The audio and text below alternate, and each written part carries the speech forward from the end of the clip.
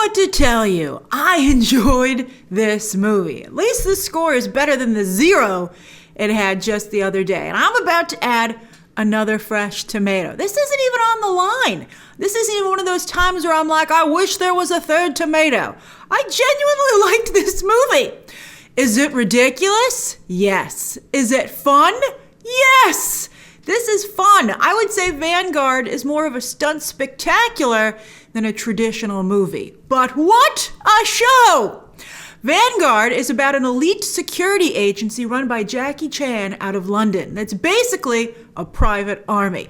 In fact, during one of the sequences where they were trying to save their client becomes one of their top clients and his family is targeted by bad guys, and it's up to Vanguard to protect them.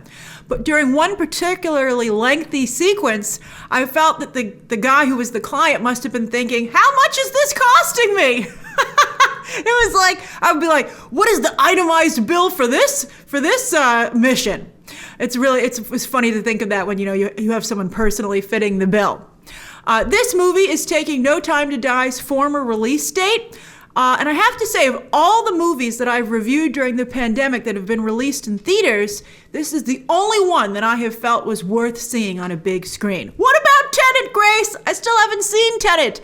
I'm in New York City. New York City theaters have been closed this whole time, which means that no movie studio can hold even a private screening. And also, for certain movies, particularly at the beginning, they would not release screeners. So nobody could review Tenet unless they were willing to drive. And I don't have a car because I'm a New Yorker. So I could not see Tenet. So I can't vouch for Tenet's big screenness, but I can vouch for Vanguard's.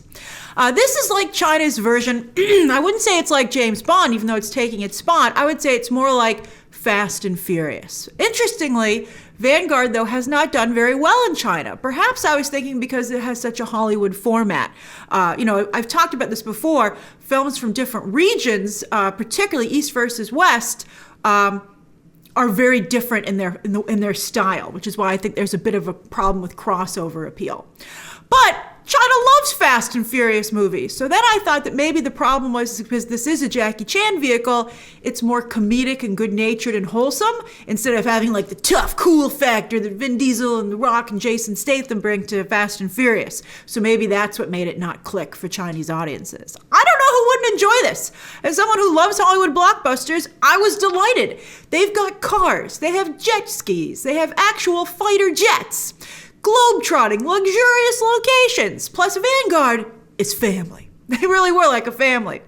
Several times watching this movie during fight scenes and some of the driving sequences, even though you could tell the driving sequences in some case used digital cars, but sometimes they didn't. I'll talk about that in a moment. But I actually said wow out loud to myself while watching it. I thought some of the fight choreography was just incredible. So yeah, as I said, there's a decent amount of CGI here, which is pretty well done. It's not Hollywood level, but it's good enough to not break the illusion of the film. I had a really fun time watching it. But over the end credits, you can see some behind the scenes footage. And for instance, a lot of the action scenes are traditional Hollywood magic using stunt work, etc., and they show you how some of that was done. Like, I was surprised at some of the stuff that ended up being practical, because I didn't think it was practical when I was watching it. So I was very impressed. The movie also celebrates Chinese New Year, so it has a festive quality to it as well. It had a really fun, festive ending. It was nice. Because a lot of the movie takes place in Dubai. You know when your Apple TV, if you have one, switches over to the screensaver mode? It's like watching that. You're like, wow, this is so fun. It's so beautiful. The picture's so clear. This is a lot of fun. So again, if you really enjoy stunt spectaculars, when you go to theme parks and stuff, but this is like you have the best seat in the house and it's just so good and so long, then I think you'll enjoy this movie. If you can turn your brain off and just have a good time, watching, again, this show of amazing stunt work, it's very entertaining. Jackie Chan is in the film throughout, but he graciously shares screen time with his co-stars. Yang Yang and Ai Lun are two best friends who work for Vanguard, and both do an excellent job, not just with their action sequences, but developing their characters as well. It was particularly funny. I got a real chuckle out of this. One's character has a young son who is a fan of Captain China, who he says is way better than Captain America. I thought that was hilarious. It seems that Chris Evans has made an impression over there. We do know that the Avengers movies have done quite well in China. They're like, we should have our own captain. And why not? I mean, look, not surprisingly, the movie is very pro-Chinese. I mean, on the one hand, that's because their government demands it of their films. So that's weird. But on the other hand, why shouldn't a movie celebrate the country that it's made in? And of course, Chinese moviegoers want to see themselves as the heroes. They talk about how Chinese women are the most beautiful in the world, and everyone marvels at Jackie Chan's security team. I mean, I thought it was great. I thought it was really nice. In this movie, I felt really delivered on national pride for China. And not like in a malicious, I mean, even though in the back of your mind, you know that the Chinese government requires it, it seemed very genuine. And I thought that was nice. And speaking of women, I was particularly impressed with Miya Muqi. She was the one person in the movie, well, Jackie Chan's already come to Hollywood, but I was like, if I were a Hollywood producer, I would import her. I thought she was fantastic. She did a wonderful job in the action sequences. She really held her own alongside her male co-stars. But I have to say, speaking of bringing Chinese talent to Hollywood, they haven't really done that for the upcoming Shang-Chi movie. And Mulan was such a mistake. I really wonder if Disney's going to be able to crack the Chinese formula to appeal to that audience intentionally. I mean, I'm really curious about it. It might be the one hill that Disney can't climb. But anyway, Miya Muqi, fantastic talent.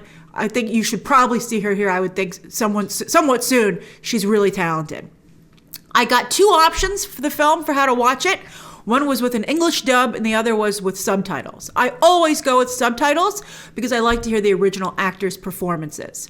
However, here, the subtitles were a little hard to read, particularly at the beginning. They did that annoying thing where they have white subtitles, and so a lot of the times it's hard to read it over the picture. I don't know why they wouldn't check it before they published it. It's like, your subtitles are hard to read. How do you have that problem? But don't worry about it. There's not too much story. So, I got by just fine, and after a while, the subtitle problem seemed to go away.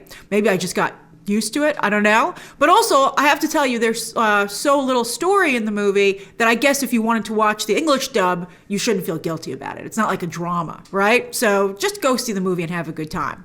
So, Vanguard is not a great movie, but it's a fantastic stunt spectacular. And I had a really fun time watching it. I didn't think I would, and I was surprised how much I enjoyed it. And again, as I said, I literally said, wow. I would say 3 or 4 times out loud while watching the movie. And I laughed. Some of that stuff was great. I mean, they had some really genuinely good jokes, and I just found it interesting to see a movie made, even though it wasn't particularly well received by Chinese audiences, but to see a film from that perspective. Bonus, speaking of perspective, it's always funny to see the non-Chinese actors that get to be in these movies as the foreigners. Hilarious.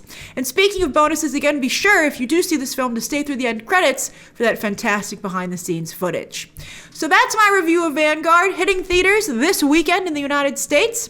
I'm not quite sure when it will be available on digital, but I think it's definitely, if you're looking for something fun, again, if you enjoy fight sequences and you enjoy fast cars, jet skis, fighter jets, globe-trotting, luxurious locations, you'll really enjoy this movie. It's a fun, turn your brain off and relax spectacle. It really is.